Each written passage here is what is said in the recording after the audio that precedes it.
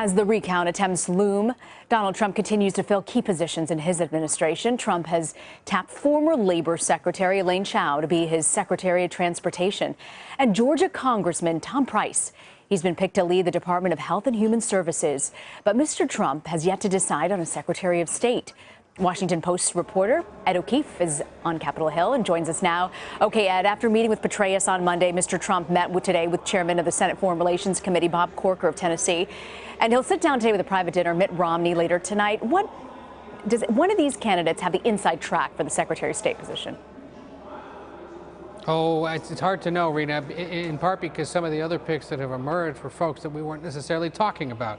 And that always seems to be the rule when there's speculation about these positions, that whoever's not being talked about or not being talked about as much is maybe more likely to get it. But look at who he's talking to. Giuliani, former General Petraeus. There's been talk that other generals may be in the mix. Bob Corker stopping by again today to talk about it. And, of course, Mitt Romney tonight. These are all kinds of people that would for the most part, please Republicans up here on Capitol Hill and probably most Republicans overall. I think the most controversial probably to Trump supporters would be Mitt Romney, given what he had said about Mr. Trump over the course of the campaign. But beyond Republicans, maybe Rudy Giuliani and David Petraeus would be controversial up here on Capitol Hill and in the general public for various reasons, for what Giuliani has done since serving as mayor, and of course for the trouble that General Petraeus got into regarding his affair with his former biographer. Ed, what do you read into the selection of Elaine Chao as Secretary of Transportation and Tom Price to head up the Department of Health and Human Services? Well, there are two people that are going to sail through confirmation hearings and easily get confirmed, most likely, given that you only need a majority of the Senate now to confirm nominees to cabinet posts. But I would say this about both of them: they don't do anything to drain the swamp, as the president-elect would like to do. Tom Price is a long-serving Republican congressman, well-liked across the Republican Party and certainly here in conservative circles in Washington. And Elaine Chao is kind of the epitome of a swamp dweller, with all due respect. She's the wife of the Senate Majority Leader Mitch McConnell. She's a former cabinet secretary who's bounced between the public and private sectors over the course of Republican administrations.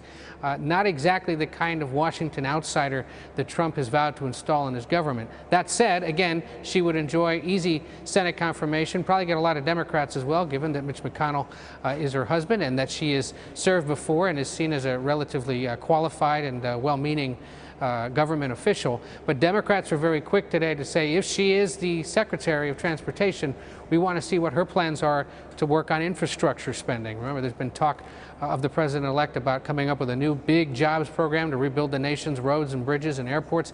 Democrats are eager to do that. Republicans, including Mitch McConnell, Mr. Elaine Chao, are not as plussed about doing that kind of stuff because it would cost so much money.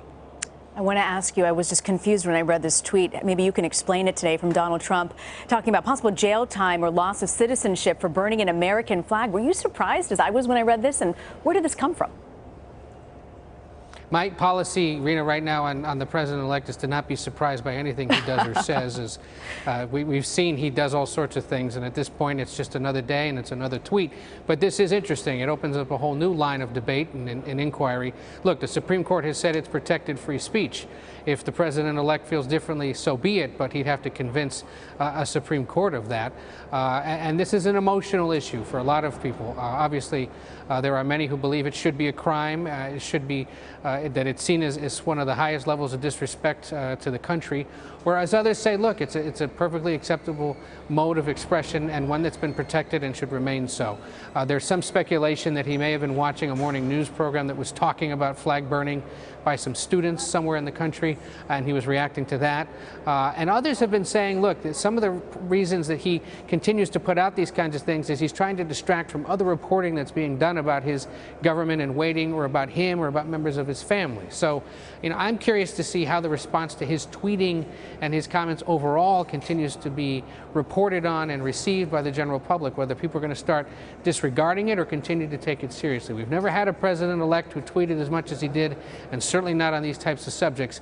But I would caution, as I have before, don't be surprised by this stuff. Just take it for what it is, talk about it, and see what happens. From a veteran political reporter. All right, Ed, we're going to follow you on that. But I want to ask you also about sort of this last night tweet that Trump had, attacking CNN on Twitter for saying that Trump's voter fraud claims are not true. I mean, what does this say about the working relationship that the press can expect with President-elect Donald Trump? It's still pretty sour, Rena, and I think there's a lot of concern across the news industry about how exactly relations with the White House will go. You know, Secretary of State is one that hasn't been filled. There's been no talk yet of a White House communications director or a press secretary, the two people who really would set the tone between the White House and the Fourth Estate. There was a meeting, of course, last week that some of our colleagues attended where we know that the president-elect got pretty hot under the collar about it. I think there were many, though, as you heard the Majority Leader Kevin McCarthy say earlier today, that would like to see Mr. Trump move on from the election, focus on next year, and try to make bygones be bygones. We'll see, but what he did there, taking on CNN and a specific reporter, is par for the course, something he did throughout his campaign, and frankly did with the support of all those people who voted for him. Ed O'Keefe from Capitol Hill with the Washington Post. Thank you, Ed.